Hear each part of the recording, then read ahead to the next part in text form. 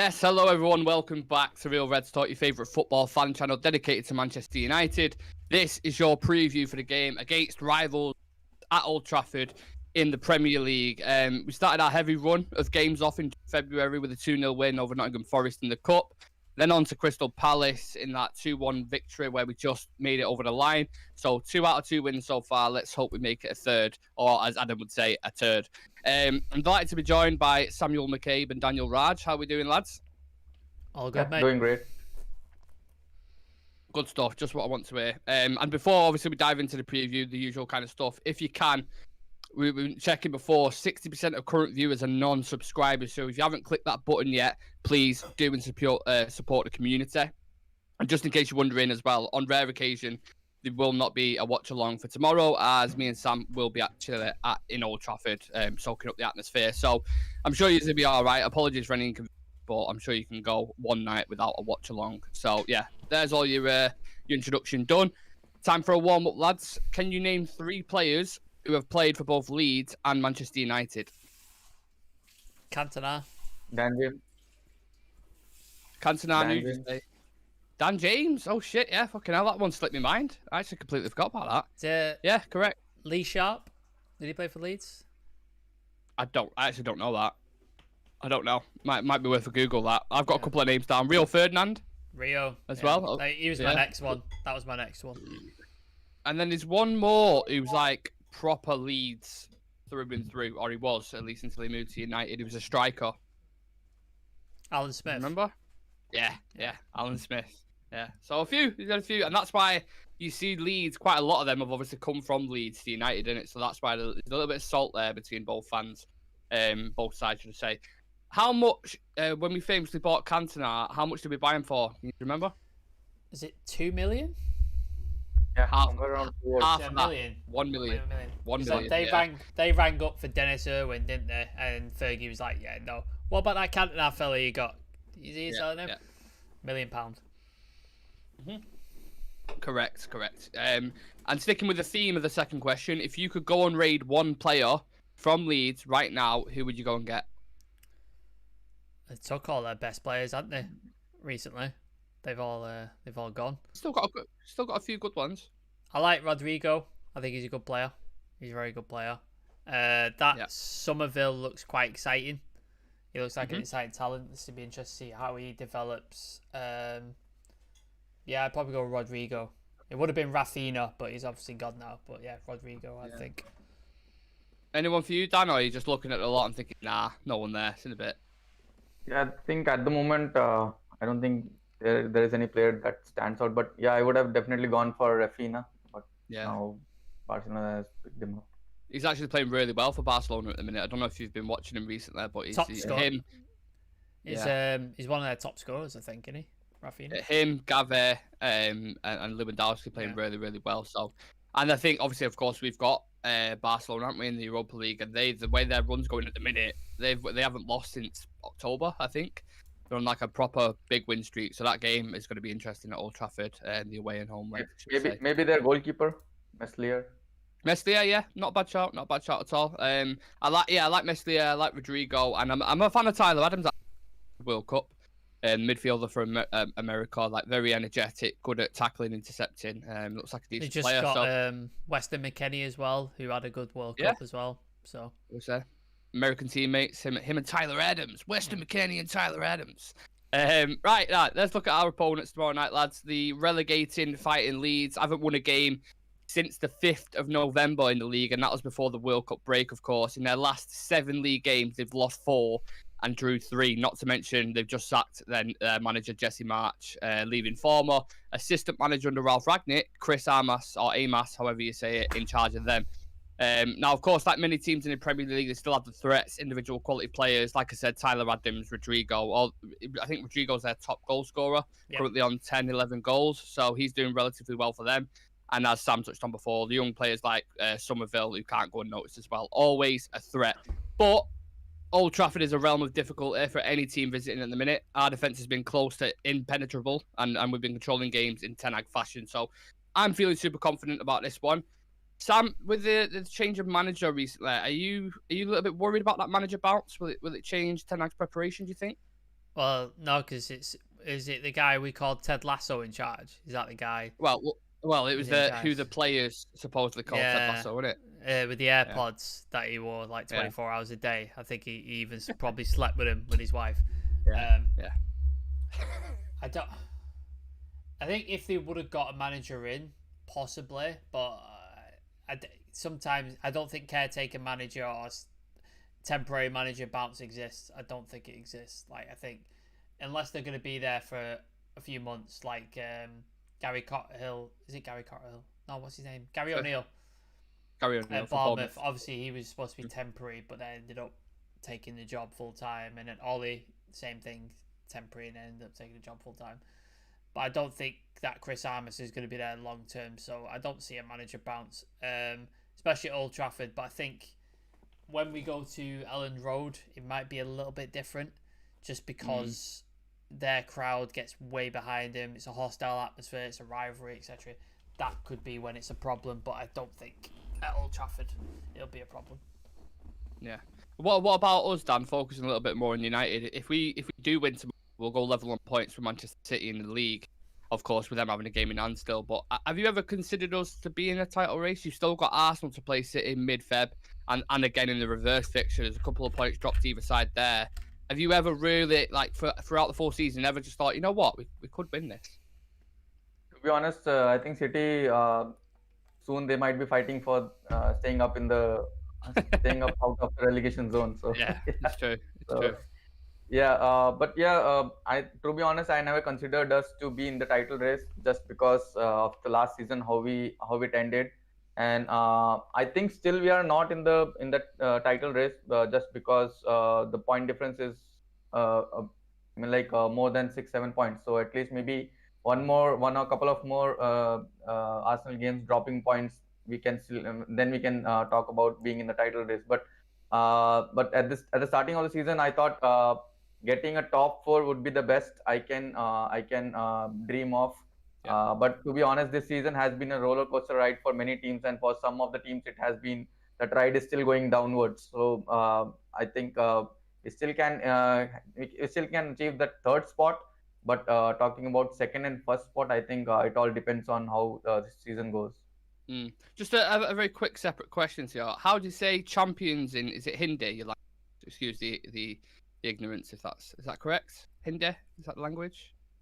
Yeah. How do you say champions in that? You know? Is there a word? Let me Google it. There's no word. What for champions? Really? Surely there's got to be a word. Like, if you're just going to say, United are the champions, it should be a descriptive word for them, right? I think it's not. I don't think there is a particular word for that. Up to I know Hindi. Maybe Shreyas, if he's in the chat, he can help us out. Yeah. We'll sit on that one. I'm just going to say, just keep that word aside, because we could be using it towards the end of the season. Indian fans, if you know, you know. Sam, if you look at the table, back to Leeds again. What are their realistic chances of staying up, do you think? They played one less game than Everton, but they're on equal points, 18, and they play us twice this week, which is probably 2 losses, if we're being honest. Yeah. What are the chances of staying up, or what would you give them? Depends who they bring in. Depends what manager they bring in. If they bring in somebody who's capable of keeping them up and has got that sort of pedigree to get them playing and get them winning games, or at least not losing games, they could stay up realistically. Obviously, you've now got Sean Dyche in Everton. Dyche. Exactly. And he's doing the most Sean Dyche things ever. He's beating Arsenal 1-0 with a corner from Dwight McNeil onto Tarkowski's head, which is the most Sean Dyche goal you'll ever see in your life. But it's effective and it works, and it may well keep Everton up. So that's who Leeds have got to be looking at as the ones. It's like they've got to make sure they finish above Everton, because they're Big the guys. Sam? Do you reckon that's someone to look at? Can we be done Sam with Allardyce. that? Can we be done with that? Like, please, let's just. Who would you go for? Like, if you're looking at there's not. I don't know if there's loads of managers currently available at the minute, but is there anyone you'd go get if you put yourself in the Leeds fan's shoes, which you'd never want to do, No, definitely not. and you want to stay up in the league, who would you turn to? Do you think, you know what, he'll keep me up? Because I thought Sean Dyche was one of them. I'm looking at Sean Dyche. I think he'll keep Everton up. Yeah, I do think. he would have been one of them, wouldn't you? You'd think they would have gone for had he not gone to Everton. Well, Pep Guardiola says he's walking in, didn't he? If City lied to him, might be worth a shout. If you don't want to leave the England, it's only like what? Nah, But at 45 minutes on the motorway, it's not too bad. that's a big drop off to go from City to Leeds. Huge drop off. You'd be like, what the fuck is this? Yeah. You have to spend like £1 million. Weston McKennie, who the fuck is this? Brilliant. Yeah, never heard of him. I like the guy up in Celtic, Postecoglou, I think his name is. Oh, yeah. Apologies if I get his name slightly wrong. No, I know what you mean though. He's doing really, really well with Celtic. Apparently he's playing some really good football. Similar to Bielsa in a way. He has like a way of doing things. Very attacking. He likes to have his players super, super fit, and he has to have like certain things set in pre-season to get his teams ready. Is he Australian, right? Or New Zealand? I'm not sure. Is he not Greek? Sure he's Australian. Postecoglou. Is he not Greek? No, but I'm sure he's from, or his parents are from maybe Greece, but he's actually from Australia because I've heard him in press conference like, yeah, we had a cracking game today. Well, I watch a channel called Football Daily, and there's a guy on there called Chris who's a Celtic fan, and he talks about how good he is and stuff like that. So that could be an option. Otherwise, you're looking at the sort of, like you said, Big Sam's and Frank. I don't think Frank Lampard gets a job anytime soon. Nah. I'm trying to think who else is out of work. Who else you could? Tough one, isn't it? I feel like Dan, I'll bring you in on this a little bit. I feel like they need to go the opposite to what they've been going for. So Bielsa was just frantic all over the place, fucking attacking football, really open at the back, which you can't really do in the Premier League. Works certain times, but 8 times out of 10 doesn't. Do you go more for a defensive manager now if you're Leeds? I think it's their DNA, like playing like this game. So I would still go with the same type of managers because they have always been playing a same role where they concede a lot of goals and then they also score a lot of goals. So I will still maintain that DNA because they have a set of players who run up and down the pitch all the 90 minutes. So I would still go with the same type of managers because that's their DNA. And if they try to change their style, they may struggle a bit more. But if they're that type of team who can beat any team in the Premier League and at the same time can lose to each and every team, so that's their DNA. Because at the minute with them still having players from the Bielsa era, you still got Jesse March was cut from that kind of Red Bull cloth, the pressing, very attacking, and Leeds tend to focus the game around that kind of extended transitional play and quick verticality, which they've got dynamic players for, but I don't know if that works with the players. I think you need a certain kind of outfit for that to work, especially in the Premier League, because the competition in there is like really, really tough. So it's very, very interesting with that. Just one more question I wanted to throw your way as well, Dan, was with us playing Leeds twice this week, do you think that's a positive for us or is it a negative, do you think? Yeah, definitely it's a positive for us because they are not in a very good form, and we also on the other side we are struggling to find players to play in the midfield. So I think this would be the best time to play Leeds because they are not winning games, and I think it's almost more than 2 months they have won a Premier League game. I know they have won the other cup games, but in the Premier League they are still struggling. They have pulled out a couple of draws, but still they are trying it hard to win 3 points in a single game. So I would still think that this is the right time to play them since they are still struggling. And that with Leeds, it's not like we don't need Casemiro type of player. We need the player who can run around a lot like Fred and McTominay. So I don't think we'll miss Casemiro, especially for these 2 games. But yeah, I think we can still pull up a couple of wins against them because they are still struggling. Yeah, I mean, Sam, I imagine how they'll set up under Chris Amos or Amos, whatever it is, won't be too far away from what they've been originally doing. Maybe there'd be a couple of tactical tweaks or whatever. He might give Ragnick a little call, who knows. But is it a positive playing them twice in a week, or are you happy with that? Do you think, yeah, absolutely, or do you think they might learn something from the defeat at Old Trafford and then take it under the wings? They're in a transition period right now, aren't they? Like, they're in a holding pattern, like, because they don't have a clear philosophy other than the one that didn't work under Jesse Marsh and wasn't working. I think it was a bit premature to let him go. I thought he deserved more time. I agree. But yeah, it is what it is. So they're kind of in a transition because if Chris Armas starts going, oh, we'll play this way, and then a new manager comes in and goes, no, I'm not playing that way at all. it's just going to upset the apple cart again. So they're kind of in a holding pattern. So they've just got at Old Trafford, they've just got to come and play not to lose. Like that's what they've got to do. They've just got to be sharp at the back, make sure they don't concede, and then try and catch a counter or a set piece. That's what they've got to do, because they ain't going to outplay United at Old Trafford. It's just not going to happen. Not going to have possession-based football. They're not going to be able to just constantly attack us.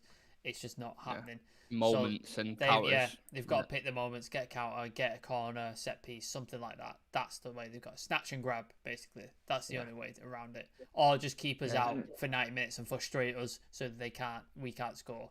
That's their two options right now. At Leeds, it's going to be... Sorry, Dan. Yeah, please continue. At Leeds, it's going to be a bit different, obviously, because the crowd's with them.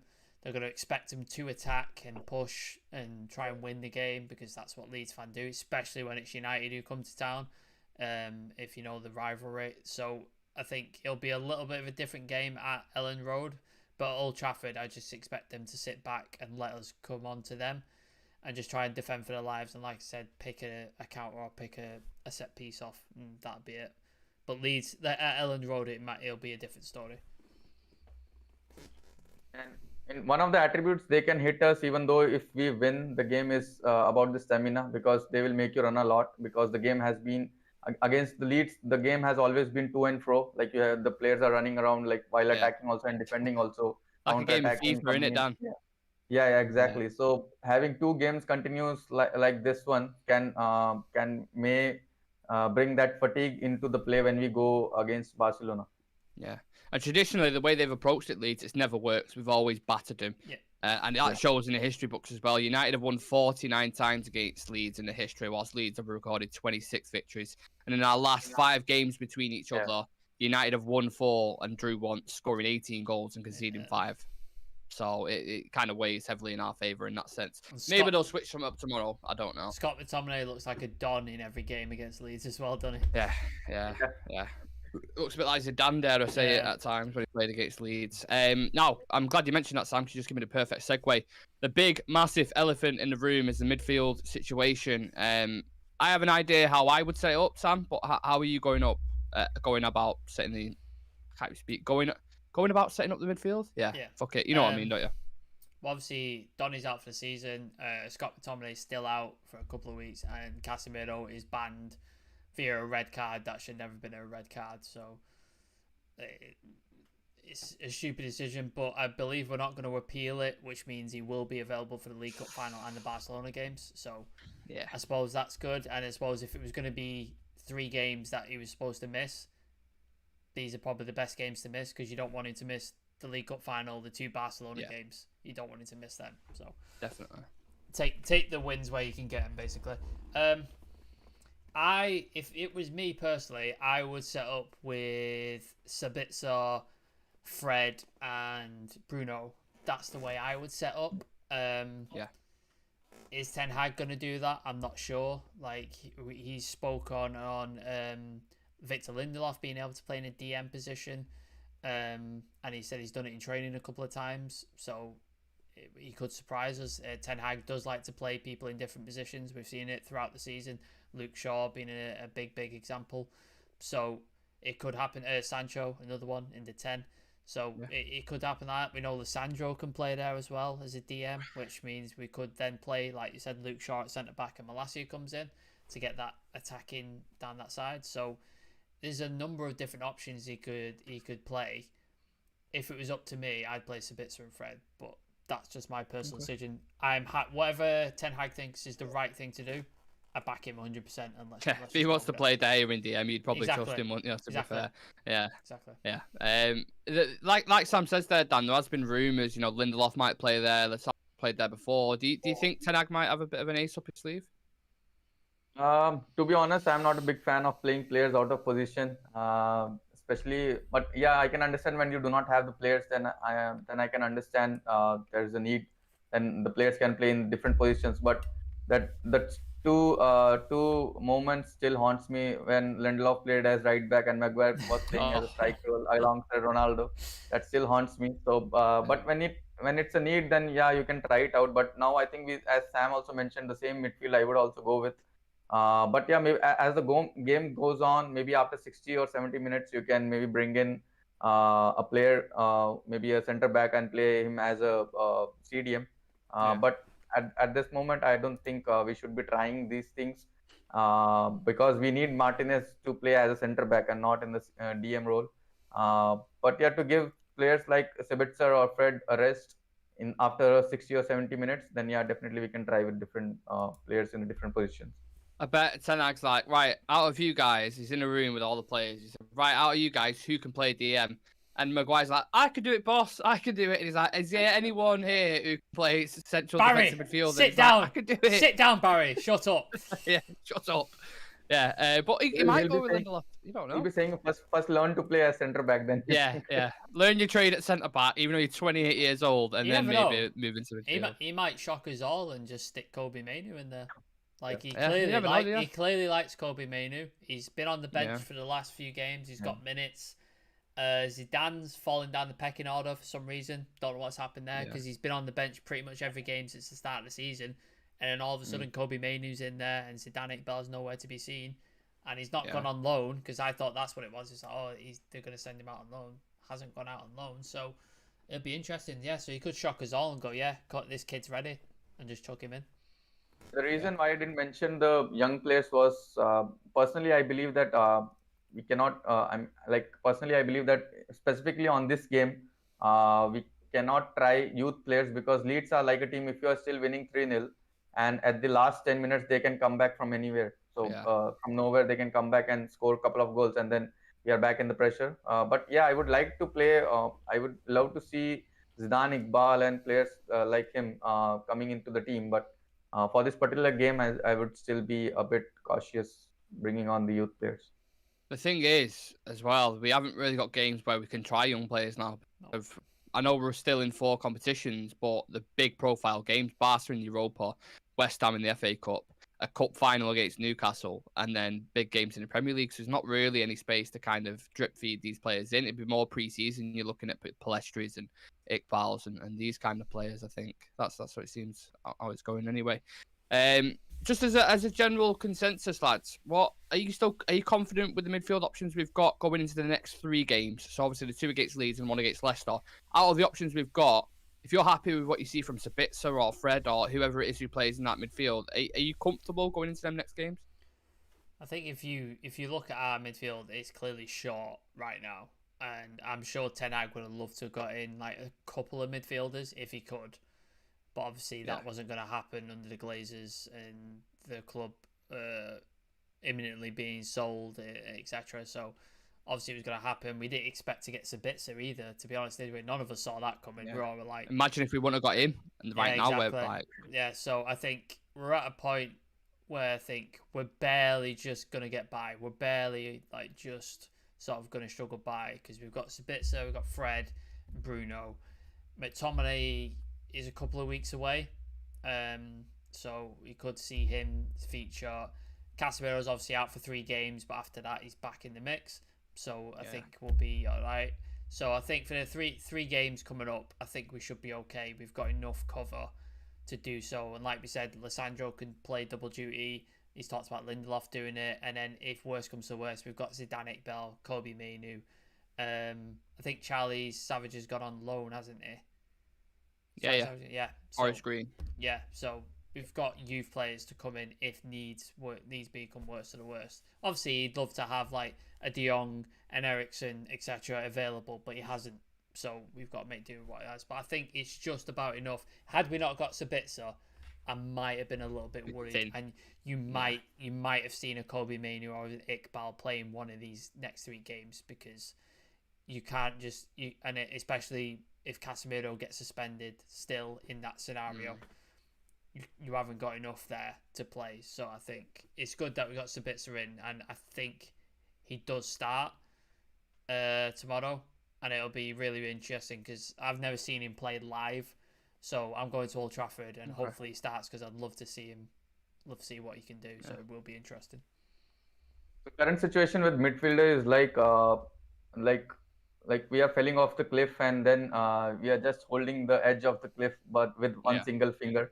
And if anybody any more from the midfield gets injured, then we are going to fall off. But because this three of Fred and Sabitzer and Bruno Fernandes is the last senior player midfield combination we have. So if we lose any one of them, then definitely it's going to be a very disastrous for us. But yeah, we still have backup, and we still have a couple of players who can still fill that DM role, like Martinez and Lindelof, which we have tried in the last game. So we should be good.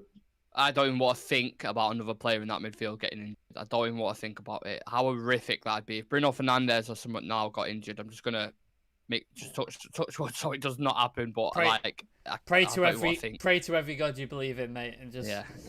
Should we read some comments out before you go on the next question? Yeah, let's go for it. There's a couple of people in the chat. Thank you for all the support. Let's have a look. Danish Iqbal, I thought we were playing Leeds today. 12:30 a.m. was when I realised I have to wait 25 hours more. Sorry, mate. It's getting there. Active ex-United player you would love to have back. Should we quickly just chuck a name out? Active, does that mean alive? Yeah, he's still playing, but used to play for United. Oh yeah, Dan's got a good answer. Herrera, yeah, I'd agree with that answer. Ex-United player, I'm trying to think. Who have we sold that we've not sold fucking anyone? Mata, Pogba, Fellaini, Damian, Ronaldo. No.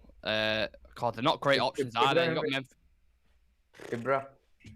Ibra, no, too old. I'm trying to think of one who could make an impact who's left here. Oh, I don't know. It's hard to pick from. That's a good question, that. So fair play whoever's asked that. Very good question. Why you think? I'll read out some more. I will consider United in title some when we will defeat Palace one-sided. Danish Iqbal, we use champion while speaking Hindi. So there you go. Apparently they use the word champion in Hindi. Oh, fair enough. And then this might be a Dan question because I don't understand this. Mohabagan or East Bengal? I ask this question to every Indian football fan. Do you want to answer that, Dan? I would go with Mohan Bagan. Okay, there we go. Mohan Bagan. Me and Nick have I have no idea. I also have no idea how to answer the question I got asked before, so I'm just going to say Herrera because I really liked Herrera as the player, so I'll go with that. But do you think, guys, Leeds will, with a new manager, will be a bit unpredictable on the ground, like you saw extra aggression in the Everton side versus Arsenal? We just covered that, so just scroll back a little bit and we talk about that. By the way, love your content. Thank you so much. Shreyas in the chat. Every game in the league from now is going to be important to cement our place in the top 3. Yep. And Sabitzer seems like a lifeline, definitely. Zoe's Really House is saying Daily Blind to come back. Okay, yeah. That's a good choice. I suggested that when I obviously found out Ten Hag was coming over, I literally said on the show, it would not surprise me if he brought someone in like Daily Blind because his versatility, like we know he likes versatile players. He can play as wing back, centre back, and DM. I actually be like, will you stop taking our players? Just stop taking our players. Yeah. Even Smalling was also a hit after leaving United when he was playing for well at Roma, didn't he? There's a famous clip, isn't there, of Ricky from United stand where he's like, I'm telling you now, Chris Smalling's a better player than Maguire, and everyone's laughing at him, and he's like, I'm telling you, he is. He's a better footballer. And or as Van Gaal called him, Mike Smalling. Mike Smalling. What a legend. Shreyas is saying James Garner. James. Still a sore one, that. Still a sore one. Still sensitive, Shreyas. Look, for me personally, lads, tomorrow with the midfield situation, I'd play Sabitzer, I'd play Fred, but I'd play Bruno a little bit deeper. So you've got Sabitzer as the anchor as a 6, but then Fred and Bruno as 2 weeks because they've both got the volume and energy to get up and down the pitch, and I think that'd work. Lindelof would be a risk. I think I'm not open to Lindelof starting, but if Tang wants to do it, then we'll see how it goes. I'm more open to Lissandro playing as that 6. I think he could do a better job, like passing range. Do you remember that moment with the Champions League where we saw Lindelof as a right back? And the reaction. We're all just like, what? Is he playing right back? And we're like, no, surely not. It's like, no, he's playing right back. Yeah, he's got no pace. He's got no physicality. Like it was just a recipe because we was all this discussing it. Is it Maguire at right back or Lindelof? I'm like, no, it can't be Maguire at right back. Surely not. But that thing still cannot beat that Maguire playing alongside Ronaldo. Oh yeah, I remember that. Up top, It was Sociedad that, wasn't it? When he just banged him on. Go on, Barry. Get up top. Get your head Put on your boots on. Yeah. Wow. Yeah. So anything's in the realm of possibility. Anything we've learned from the past year or two is anything is in the realm of possibility. Let's see what happens. We trust in Ten Hag anyway. To be honest, that little cameo of Sabitzer in the last game has given us little hope that yes, we still have a great player who can fill in the spot. He's played there for Bayern Munich and Leipzig loads of times as a 6. You can cover when you're playing a double pivot as well, so I think he'll be fine. He's fit as well. Like he's at Bayern Munich, who are one of the fittest teams on the planet. Yeah. And he's been playing for them. He's not been playing like loads and loads of minutes, but he's been playing and he's getting appearances each game. So it's not like he's not match fit. So yeah.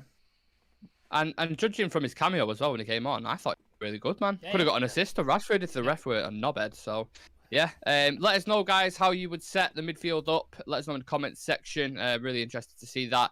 And then also just a quick injury update for United. Diego Dallo could start this game. He's back now. I think he's raring to go. That's very interesting. McTominay, Ericsson, and Donny out. We all know. Casemiro will miss it due to his red card for strangling the life or strangling Will Hughes in that game. And Eric Ten Hag announced in his presser today that Anthony De Santos is not available. Martial out, as he said. Yeah, Martial's still out. Yeah. Shocking. Yeah. As far as I'm aware, I mean, if anyone wants to tell me any different, but I haven't seen anything that he's back. So, because he got asked specifically about their injuries and he was like, they're out. I was like, okay. Anyway, Jadon Sancho's time to shine now, Sam, do you think? Could well be. And if Anthony's out, then who do you play? It's like you've got a choice of Elanga or Sancho. That's your choice. Or Palestri. I suppose you could play Palestri as well. Sorry, Sheree, I forgot Palestri. I think. Who's that? Yeah, exactly. He could play. Yeah, I think. Does Ten Hag chuck him in now because of necessity? Or does he continue on with his plan and go, I'm going to feed them in as and when and do what my plan was originally, and then he'll play like an Elanga or play a Palestri who's ready to play 45, 60 minutes, whatever it is, and then bring Sancho on for 20 minutes or 30 minutes or whatever the plan is, if that's the question of what happens. Again, I trust Ten Hag. Whatever his decision and whatever he thinks is the right thing to do, go with that. You could also chuck Rashford over there and put Garnacho on the left and do it that way, because we've seen Garnacho start many times for United at left-sided, and we know Rashford can play out there. It's not his best position, but he can play there. So he's got a number of options that he could do. It'd be interesting to see what happens, like if he does chuck him in, or he's just going to stick to the plan that originally happened, because I remember we were crying out for options on that right hand side, and he was just like, anytime somebody asked about Sancho, he was just like, no, he's not available, and we were like, when's he going to be available? So he's not afraid to just make a decision and go, nah, he's not ready. So it could be the same thing here. Well, there's many variables in this, isn't there, Dan? Because obviously Anthony brings his own tactical significance of why Ten Hag likes him playing in there, keeping the width, inverted kind of winger.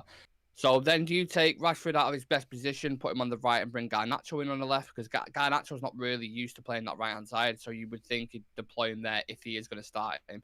Or do you kind of rush Jadon Sancho back a little bit, start him? Like, how would you go about that situation? Personally, I would still keep Rashford on the Sancho on the bench and give him maybe second half. Maybe you just see how the game goes on for 45 minutes. Yeah. And we are really in a need of a change in that game, then I would bring on Sancho from the 45th minute. But in this game, I still believe that more than skills, we need pace in the attack. So I would definitely go with Elanga. I know that I'm not a big fan of Elanga, but for this particular game, we need speed because the counter attacks will be going. We'll be doing a lot of counter attacks because Leeds will be wide open when they will be attacking when they will be in the United's half. So we need players who can run in and have a good pace in with them. So Rashford from the left and Elanga on the right, and with Weghorst playing maybe like a holding striker. So that would really work out. And if Sancho or Anthony plays, then there's always been a dip in the pace from the right side. I know that they are skillful players, but that pace is a bit reduced. But in this game, I think Elanga can be more useful than Sancho. And is that for off the ball work as well? Do you think, like tracking back and stuff? Because Leeds are quite they can bomb forward at I times. could see Yeah. it could be a game for like if you talk about pace, it could be a game for Palestri because that kid is Yeah. lightning quick. He's lightning quick. Yeah. Tracks back as well, Sam. Exactly. Off the ball work. Exactly. Yeah. And he's good at cutting in. He's good at getting onto the byline, he's very good cross of the ball, good passing range. Yeah. He set up. What was the game where he set the goal up for Rashford? For Rashford, it was in the League Cup, wasn't it? It was League the Carabao. Yeah. Was it Nottingham Forest? No, it was Charlton. I think. Yeah. So it might be a chance. Like give the kid the opportunity, see what he can do. I don't rate Elanga. Like I know we did that buy sell thing yesterday, Nick. Sell keep thing yesterday, and I put Elanga on the sell list. I just don't think he offers enough in the end product for me for United. Yeah. So I would personally love to see Palestri be given 45 minutes, 60 minutes, just see what he can do. Just give him an opportunity. And then, like Dan said, if it's not working, bring Sancho on. You can change things up a little bit. Yeah. Well, whoever it is, regardless, they need to step up to the mantle, don't they, and start scoring goals because Rashford's carrying a very heavy burden at the minute. Yeah.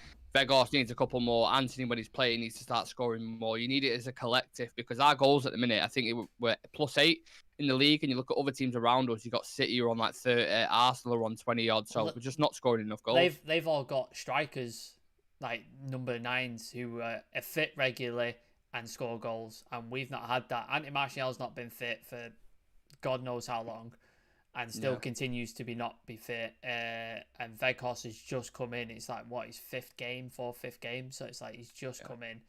So it's going to take him time to adapt to his teammates and stuff.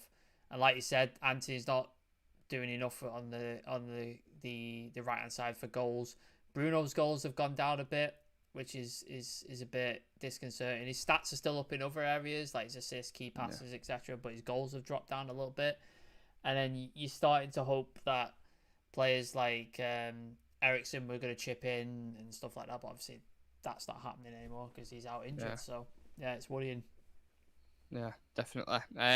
We'll see what happens. We'll see what happens. I just think you need a front three who are playing with each other. Like you had Liverpool, who always had Mane, Firmino, and Mo Salah.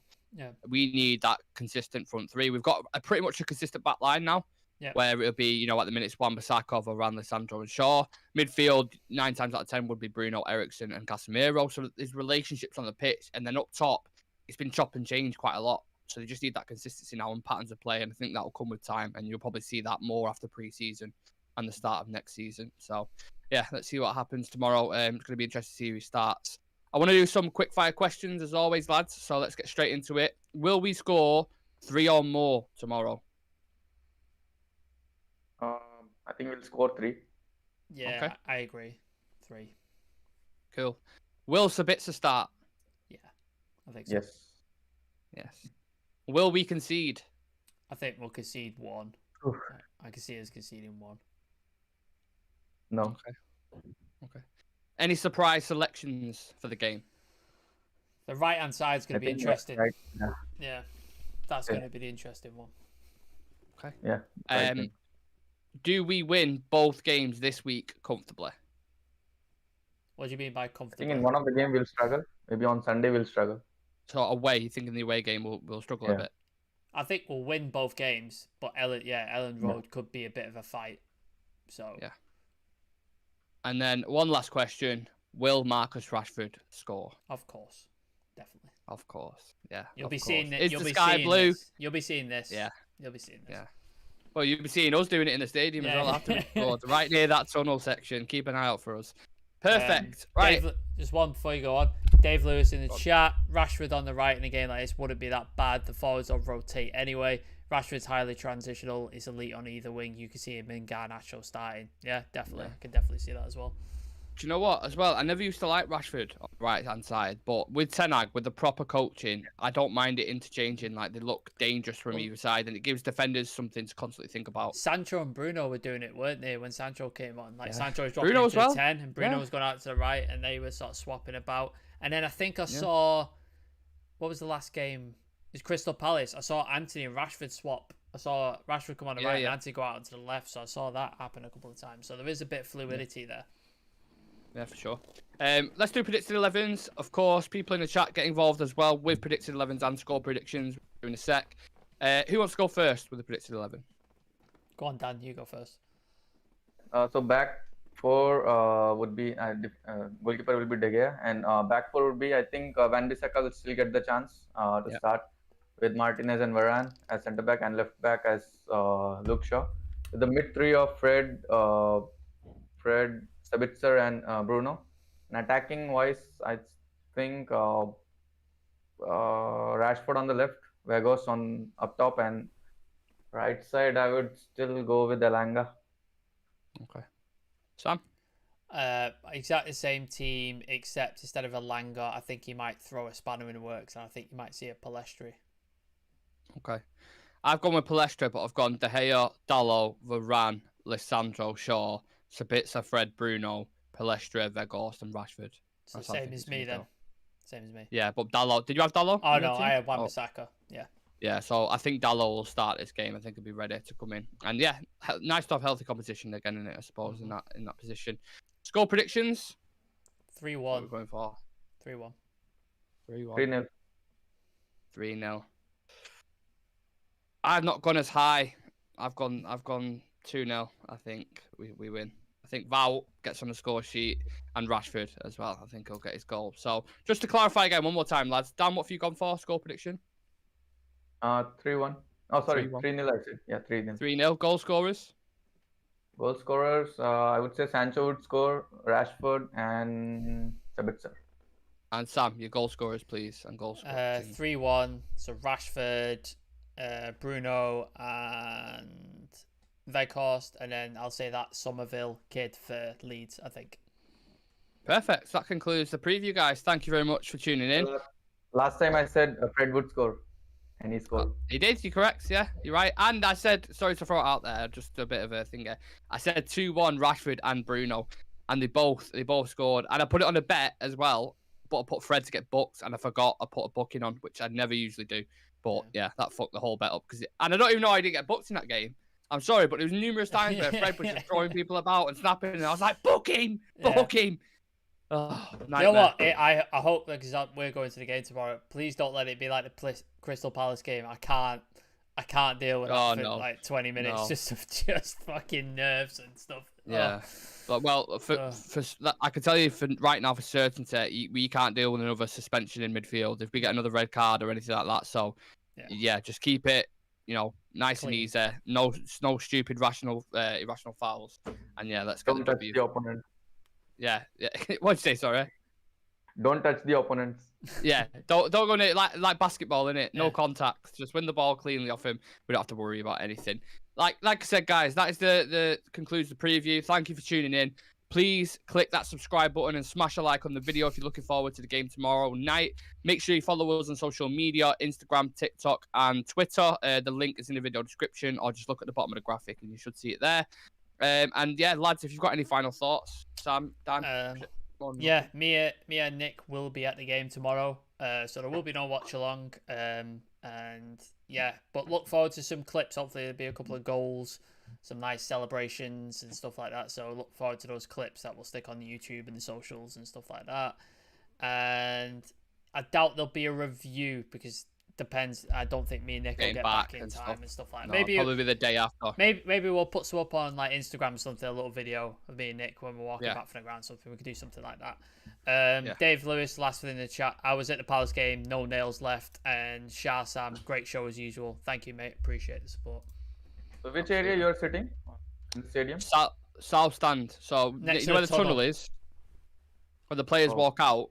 Right next to that, you've got the Stretford end, and then the bit next to that in the tunnel. Yeah, so near the singing section, it's going to be loud as fuck tomorrow, so I can't wait for it. Yeah, cannot wait for some of them chants to come in. Definitely. Right, guys, enjoy the game tomorrow. We'll probably, like we said, we'll have some footage outside the stadium, and yeah, we'll have some clips for you coming out from that as well. So tune into Real Reds Talk, follow us on all socials, and subscribe to the channel. Take care of yourselves. Thanks for coming on, lads. Peace.